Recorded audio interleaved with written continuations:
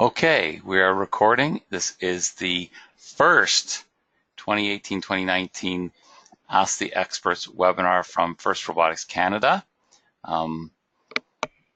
As always, unless someone wants to jump in and take over for me at some point, my name is Paul Keenan. I'm a First Senior Mentor in First Canada. Technically, I actually work for the Americans, but I'm working in Canada. So every week we're going to do one of these. We're going to give away some prizes each time, some First Canada swag, because I know where it's hidden. So we'll do that, and we're going to have an expert each time. This particular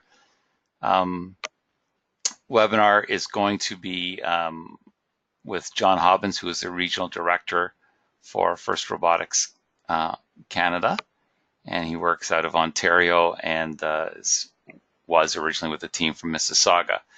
I could say a lot more about John, but I'm gonna be polite and I'm gonna keep it to that. What I will tell you is during the course of the webinar, if you have any questions, please feel free to ask. Type them in the chat box and we'll get to them as quickly as we can. Some of them may be that they'll be answered along the way, but we'll definitely want to get some feedback. Typically, these webinars will last 30 minutes, but we have been known to go a little bit over time if we get a lot of questions. They will also be, and it's being recorded right now, and once the webinar is finished, they will be posted. The recordings will be posted on the First Canada YouTube channel, and we will post that location after every recording in Facebook on the First Canada Facebook page, so you might want to follow us that. One of the things that I would mention is that you can definitely have your students come on. You can have anybody you want come on and listen. Sometimes the students are the ones that have most of the questions, so they're welcome to join us. And if you do have some ideas of what you'd like to hear a webinar about, please ask. We're happy to do that. So we have some returning people. We have some new teams on it today, so that's great. And like I say, please feel free to ask any questions that you might have. And without much further delay, we will start with John Hobbins, who is the first regional director for FRC in Ontario. Thank you, Mr. Keenan. Welcome, everyone. It's always a pleasure to be here with you and to do what we can to try to support our teams in Ontario and continue the significant, successful growth that we have in our region here. I'm going to respond to the slides that Paul puts up. And as you likely know from this past week, last Thursday on the 20th, teams were allowed to select, if their team was event ready, that is, after the multiple emails by Paul to nudge them forward, to select their first event. I believe there still are some teams that haven't selected those events yet, and we're working on that behind the scenes. Just so you know, First Canada, aka Paul and myself, do not know up until this date what you guys have chosen for your events, so that we have no ability to manage and support any movement within the events and so on, but we would likely get a glimpse at what your choices are on Thursday the 27th. After that point, we'd have a few days, obviously, to entertain any emails or phone calls from anyone if there's a major problem that you have for some reason. And then, obviously, you will get another opportunity on October 11th to be able to select your second event. So you want to certainly be working with your teams and deciding what that second event is going to be. John, I'm going to interrupt. The preference list. John, I'm going to interrupt you at this point because it's been 3 slides and I've already made a mistake. The close of first round selection is September 27th, and so we'll probably find out about the choices on the 28th. So my apologies. It's not the first mistake I've made, and I don't think it's going to be the last, but I want to point it out just so everybody knows. They're not going to be surprised when they don't hear on the 27th. And there you go. So thanks, Paul. And what should teams expect to hear? They would expect to hear whether they got into the event or if they're on a wait list, and what options that they would have, would they like to select again. I am wondering if anybody could add into the chat box if anybody did receive any type of acknowledgement or email saying you're on a wait list or not. I don't believe that is the case, but it would be interesting to know if anybody's gotten any feedback. So please go ahead and type it into the chat box. And again, your preference list, you know, we do our best to help you and guide you the best way we can in terms of advice about choices, numbers of choices.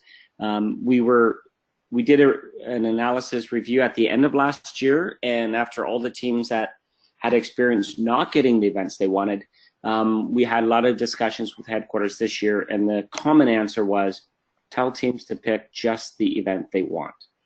Because after that, even if you don't get that event, you still have an opportunity to jump on into another event or go on a wait list there or elsewhere. So it's really not that much of a hurry. If you're expecting to go on a wait list and be moved into the event, I haven't seen the event choices yet. I don't know what the capacities of how many spots are left, but we will know soon. But we only have so much room, and Ontario is growing fast and furious. And I would expect that to be very few spots available. John, I would tell you that we've heard from a couple of people that they have not gotten any response from first headquarters. So just because maybe my question here is not clear, what I think some teams think that when they choose their event, they need to choose that first event they're going to go to. That's maybe not what I'm meaning here. It's when you do your preference list, it's the event you really want to get into, whether it's the first event of the season or the last event of the season. So that was my point there. Yeah, and Paul, you're referring to chronological order of events. Just because you pick one event that starts at the end of the season, like around April 6th or something like that, that'll end up being your second event, because your next event you choose will be your first one, because it actually occurs prior to that first choice you made. Team numbers. Rookie teams have 9-digit numbers. They're temporary numbers, and they will get their 4-digit number once they've secured a position in the event. So that won't change until this Thursday, Friday. For those teams that actually were successful at getting into an event, you'll get your 4-digit number, and you'll have that going forward. And Paul, what were you asking about? Why can't I pick one? Why can't I pick my team number? Oh, good, really good point. We do get that often. It's 100% driven by headquarters. They have available numbers, and they only give out in a certain process and sequence. Nobody can ask for a certain number. There is only one slight exception to that ever, and that's if you were as passionate as some of us are about first, and you wanted to start a second team at your school, you might ask for a team number that's closest to your existing team number, and they'll try to accommodate that the best they can. But other than that, it's assigned to you randomly, and that's just the way it goes. And there's absolutely no movement on that. So round 2 pretty much is the same as what we've just said, other than the fact that it occurs on October 11th, and following that, 17 days later or 7 days later, we get Paul and I will know what you've chosen, and of course what the logjam is in terms of people not getting in certain events. And Paul, I believe that we've actually covered the rest of those points there. In terms of what's next, though, you want to be focusing on, you'll see in some subsequent slides, some very good information Paul's included in there. And some of those are, what would you want to be doing in terms of being aware of important dates that lie just ahead? And in this weekend is the 2056 Inspires Conference, an exceptionally good conference that you can go to free of charge. And you can just go online, type in 2056 Inspires, or contact them at that email, even though it's spelled slightly wrong there for some reason. It's Gmail, not Gmail, or vice versa. But anyway, if you just do a search on Google, it'll work out for you. And then you should be aware of the upcoming opportunity to go see face-to-face to the off-season events. And I do believe that all 3 of those events are sold out, maximum capacity. It's looking very, very good.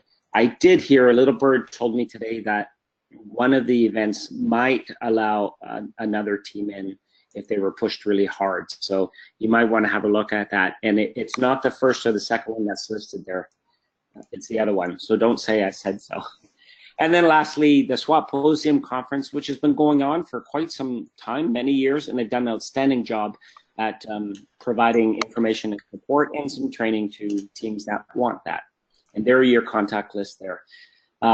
This webinar will be recorded, so you'll be able to get and draw all those emails later on without frantically trying to write them down. So, Paul, we're going into some tips. I really like preseason tips and tips throughout the year.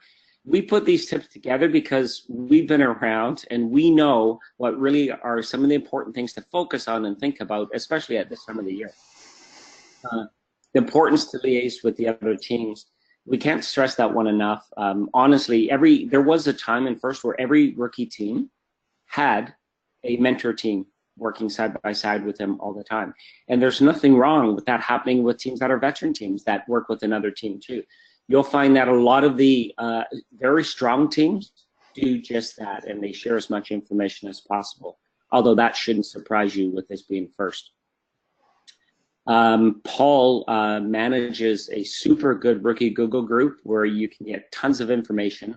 And Paul, I do believe that even though we invite every rookie team into that Google group, often some of the teams don't actually participate even though they're members. And they really should try to get more exposure to that Google group. Yes, you're right, John. So every couple of weeks I go back into it and I resend out invitations to those people. Christine Bibick, who's in the background on the call, also mentions to make sure to read your weekly blast that comes out from her on Friday for FRC teams. It's got lots of important information, timely information, so you're not getting overwhelmed. It's got some key points each time. Yeah, Paul, that's a really good point to make. The first community should know that even though Paul and I might want to get a notice out to you, we actually have to go through that weekly e-blast in order to do that, so you can be sure that the information in there is important and relevant to you. We also know that not just rookie teams, but some teams that, some veteran teams that have been around for a bit but could still benefit from the assistance of others. It's so important to ask for help from other teams. We really, really have built an organization on helping each other. And it's very unfortunate when we run into a team that has been super struggling and they have not asked anyone for any assistance. So please do that.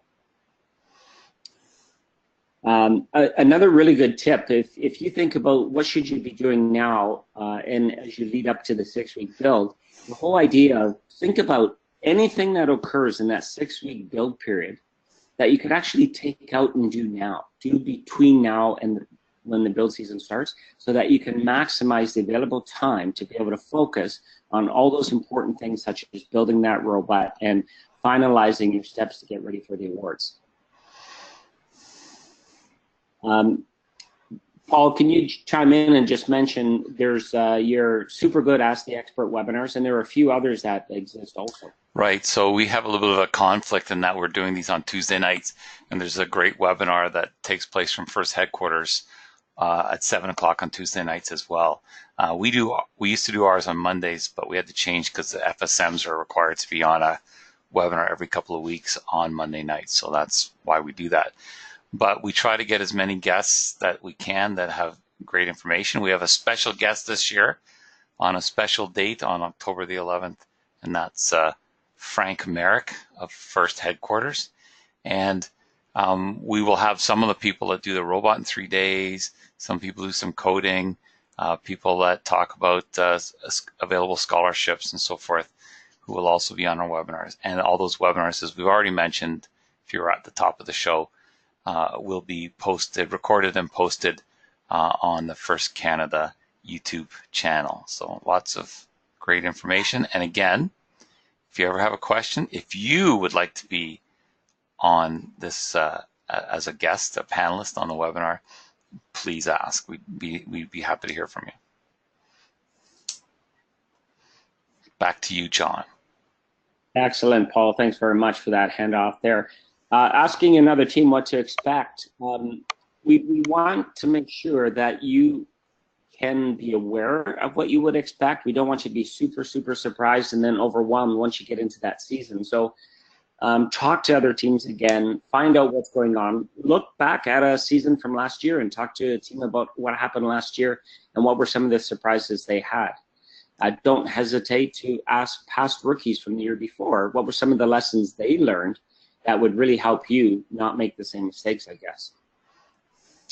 The kid apart that gets released on the kickoff day, which is that first Saturday in January, the Saturday, which you all should know is the day before you all go back to school.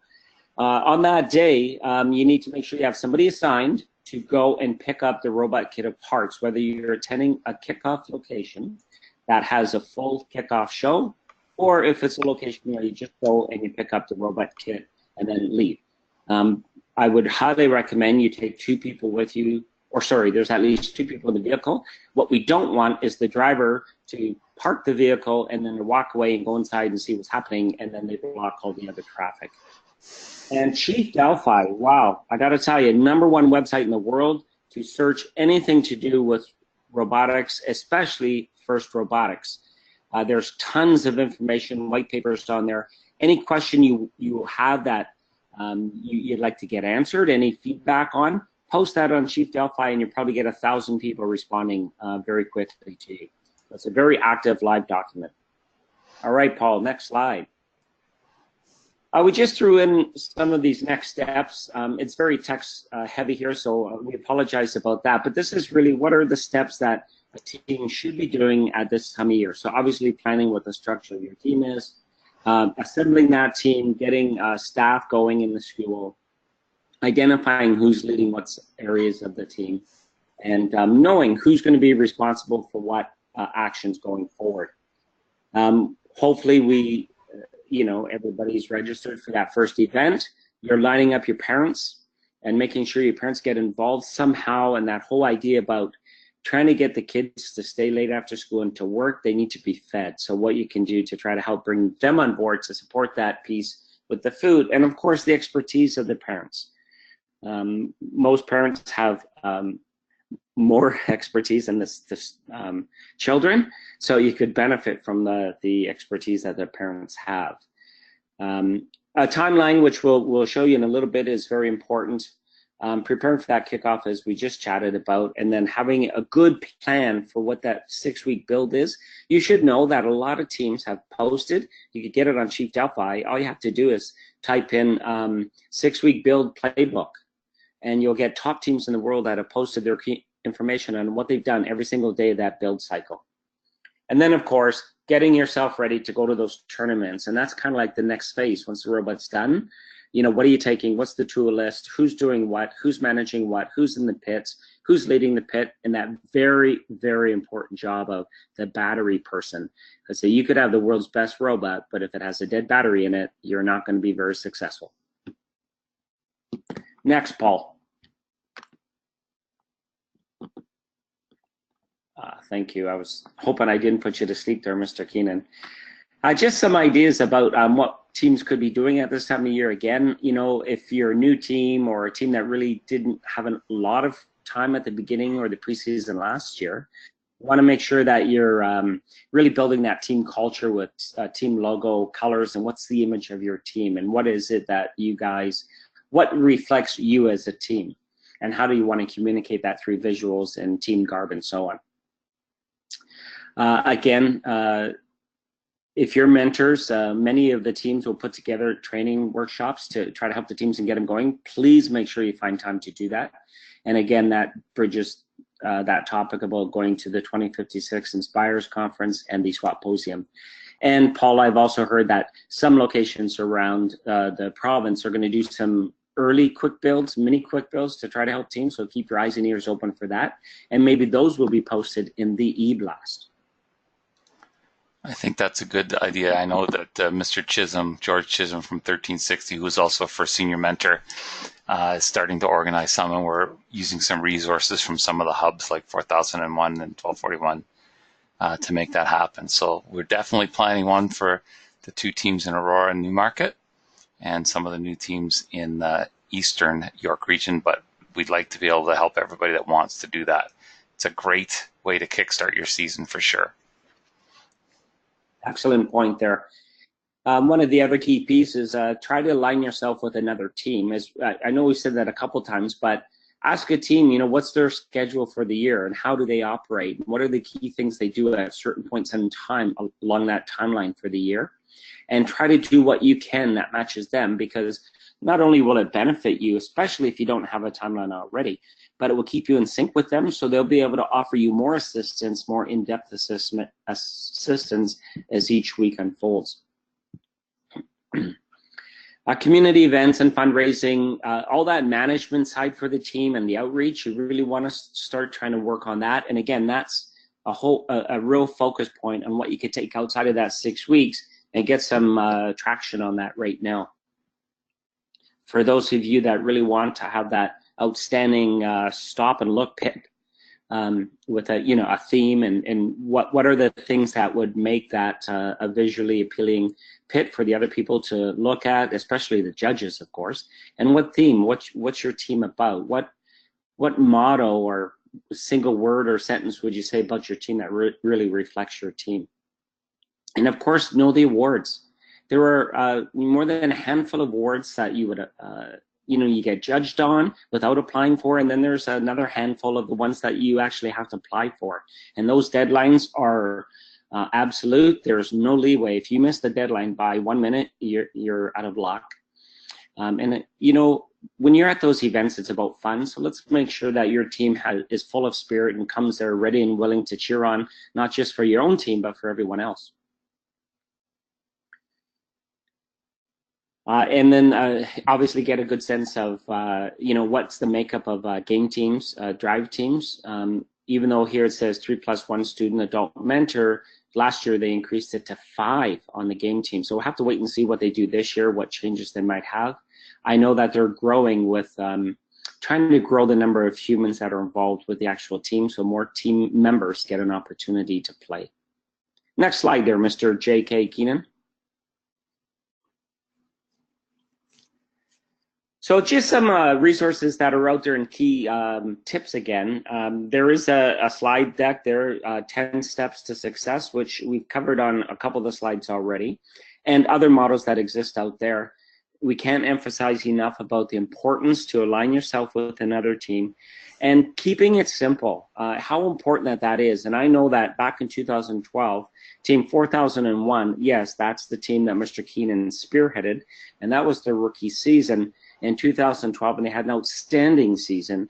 And I believe they won the Hershey Center Greater Toronto Regional Tournament that year. So that was just outstanding. What?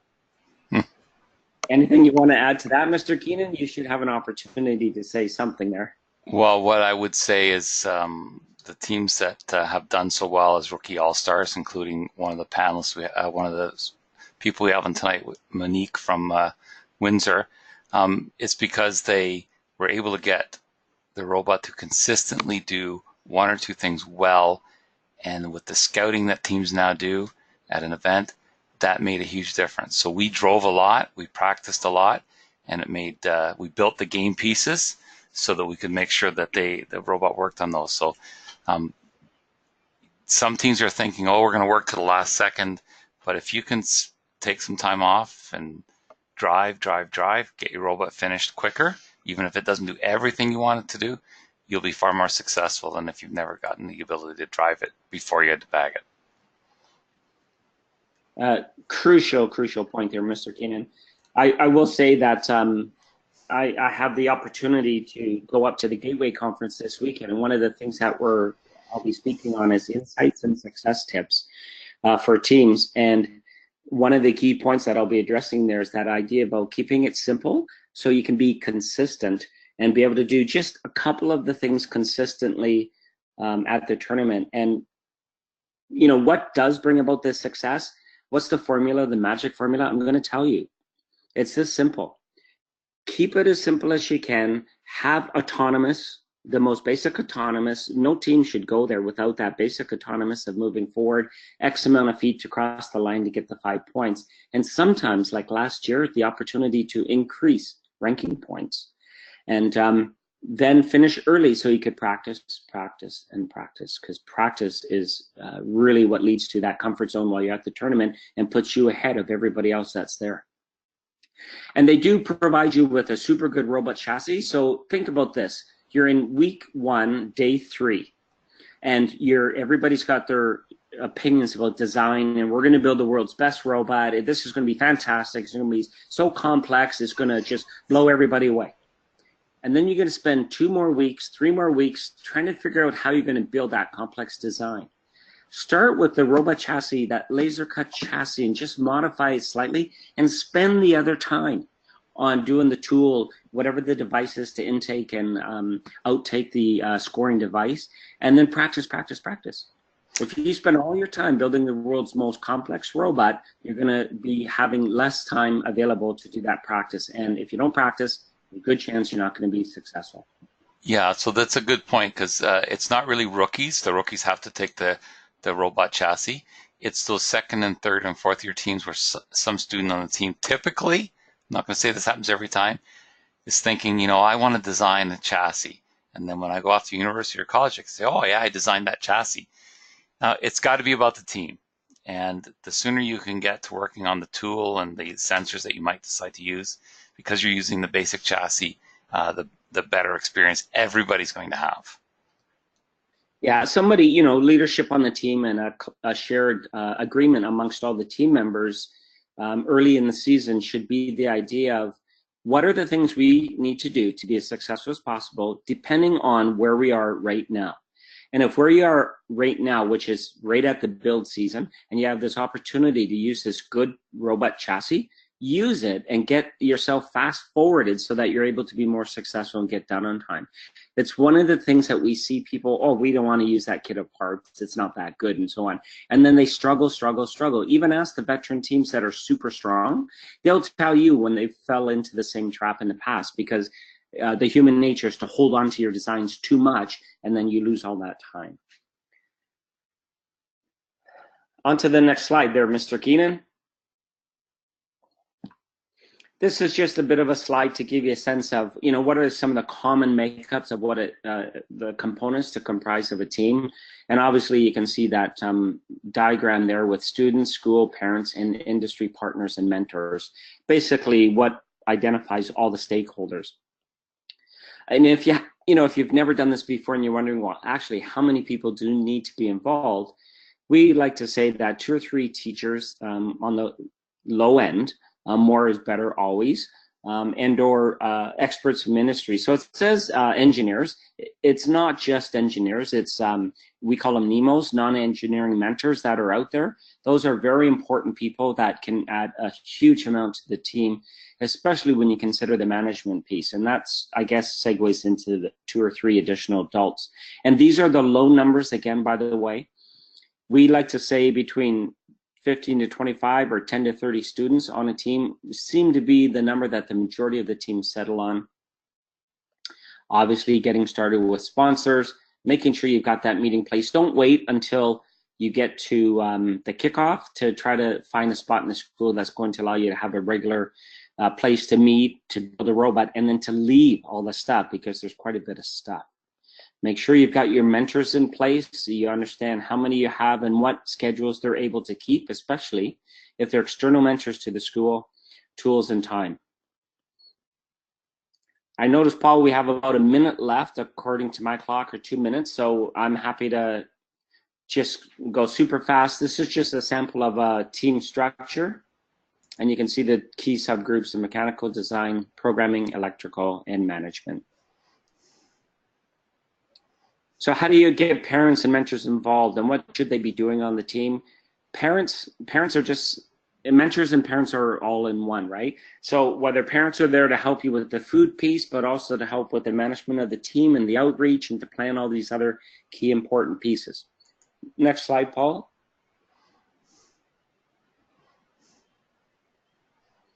This is just an example of some of our superstar parents from one of our teams and some of the first staff members, but they put together this slide talking about ask the parents how they could be involved. Give them examples and tell them why. Don't just say, oh, we'd like you to be involved, and I'm going to cross my fingers and hope they sign up. You have to be proactive and go after them assertively and aggressively. And once they get involved, there'll be no turning back.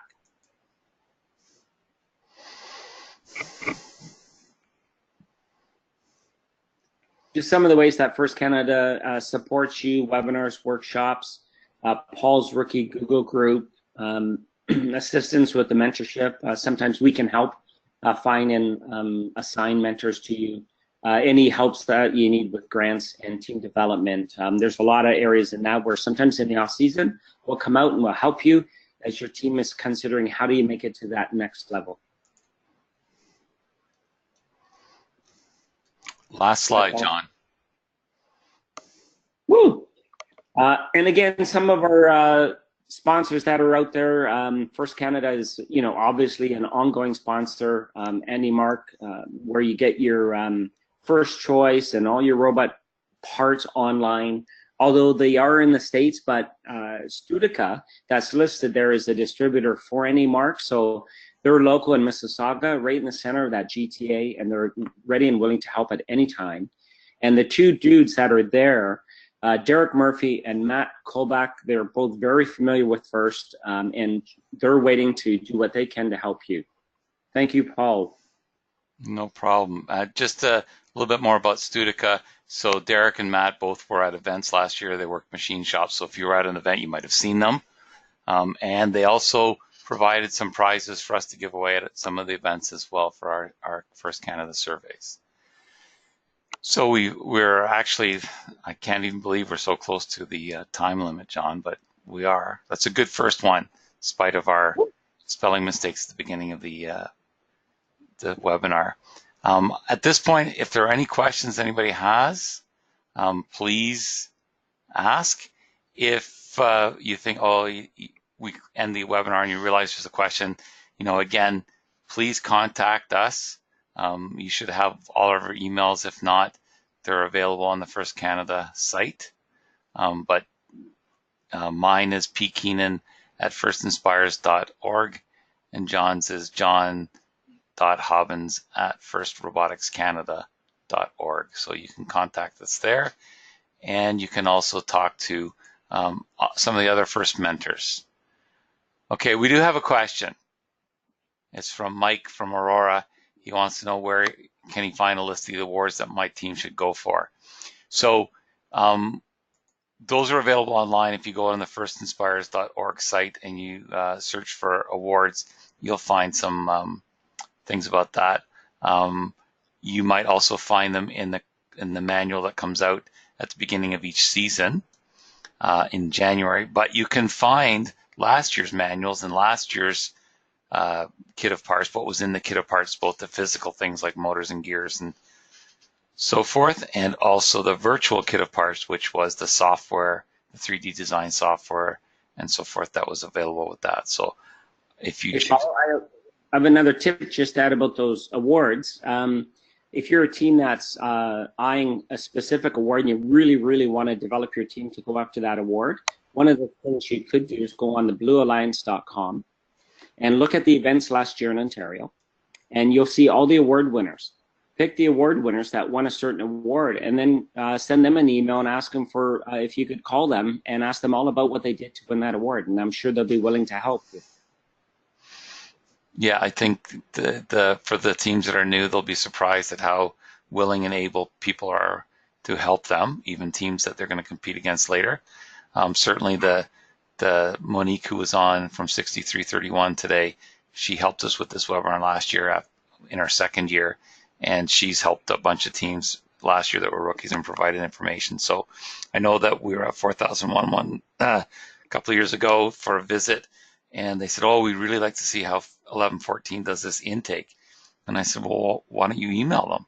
Oh, they won't tell us. I said, I guarantee you they'll answer within 15 minutes. And sure enough, within a week, they had their plans and they were ready to go, and they built something similar. Well, Monique has a question. Monique wants to know, are there many new teams this year? I'll leave that one to you, Mr. Hobbins. Sure, Monique, we always strive for approximately anywhere between 18 to 24 teams, new teams a year. And So right now we're just past around the 3/4 mark of that. Yeah, the benefit this year is that so many have signed up early that we are going to be able to do these quick builds in the fall, which will be great. Monica's impressed with how many teams you've recruited there, Mr. Hobbins. And this is a year where it's been big in York region, so which makes me very happy because they're close and I don't have to travel as far as I did on some other times. But yeah, some years it's Peel, some years it's Halton. This year it happens to be York region that's big with many new teams. So I think, Mr. Hobbins, that takes us to the end of our webinar. Again, if you do have any questions, feel free to contact us. Is there a question for a prize, Mr. Keenan?